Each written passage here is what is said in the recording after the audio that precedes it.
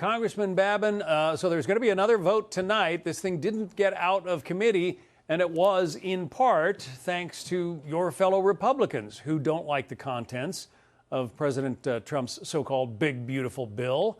What do you think the chances are that something gets fixed by tomorrow night? Well, I'm hoping. That's all I can tell you. I'm very prayerful, very hopeful. We've got an opportunity now, the opportunity of a lifetime, basically. And I hope we don't squander this thing. I think we need to close ranks.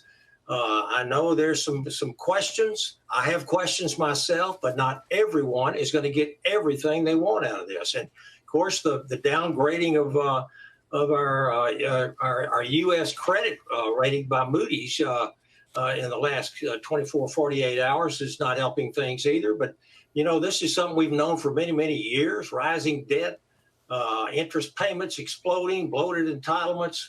It's absolutely unsustainable. We know that. But this didn't happen overnight. This has been going on for many decades. And this bill isn't perfect, John, but I'll tell you, it moves the ball down the field. And let me tell you, that's more than Washington's done in a generation.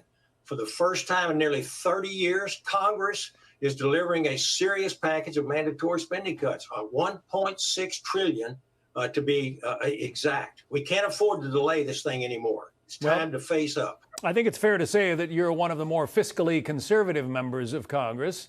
But those who voted not to let this thing get out of committee are saying that it doesn't make deep enough cuts to the federal budget. How would you answer that?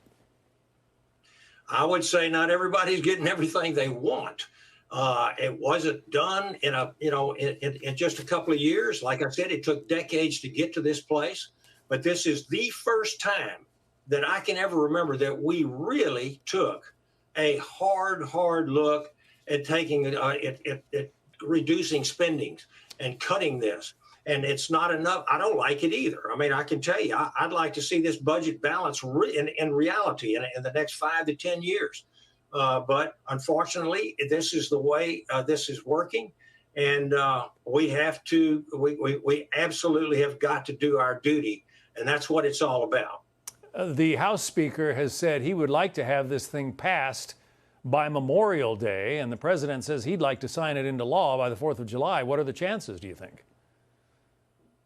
I think there's a good chance. I really do. Now we're seeing some, we're hearing some murmurings and some signaling coming out of the U.S. Senate that they're threatening to reject what we send them from the House. But I'll tell you, I think President Trump he can do the same thing in the Senate. He's been doing in the House. That is, make a few phone calls and get people on board. Again, John, I would love to see much more, deeply more cuts. I would love to see us balance this budget. We haven't balanced it since Newt Gingrich and President Clinton. And it's time to do this and save America for our kids and our grandkids.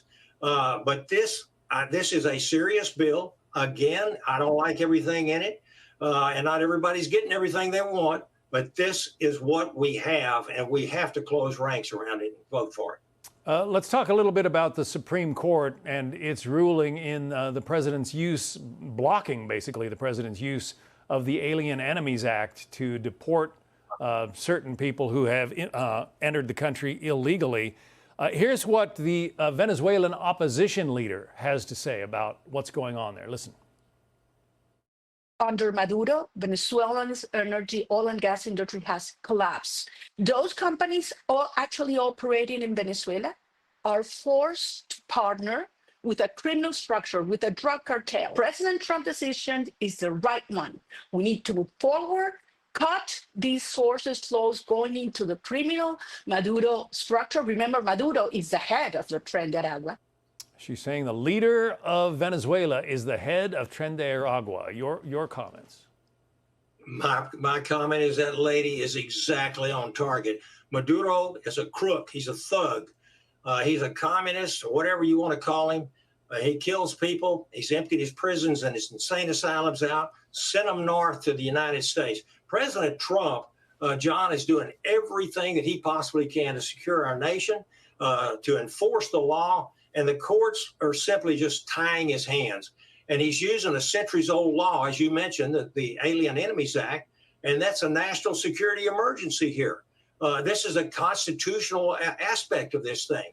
And there are indeed enemy aliens amongst us. And so we need to swiftly be able to remove these foreign nationals tied to these dangerous regimes like Venezuela, and that's no exception. And I tell you this, the Supreme Court just made it harder for our president, who got elected on this issue, the biggest issue, I think, to remove and deport illegal criminal aliens. And I wish they would just tell this to the families of the people who have lost loved ones. For instance, Jocelyn Nungare or Laken Riley or some of these types of people. Explain that what you're doing. You know, when you're making a decision like this to block the president from keeping us safe, I can't tell you how disappointed I am in the Supreme Court. I'm very proud of Justices Alito and Clarence Thomas, but the rest of them I'm really disgusted with.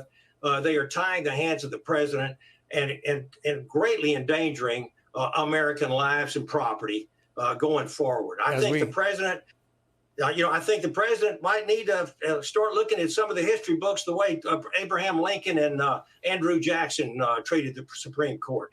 As we say goodbye, I just want to put up a graphic on screen that shows what's happened to the number of migrants crossing the border. 4,297 a day a year ago, April 2024. 297 a day this year, 93% drop. Texas Republican Congressman. Doing a great job, John. And my daughter-in-law, Jenna Lee, says to tell you hello. Well, hello to her. Miss her around here. Texas Republican Congressman Brian Babin, thank you.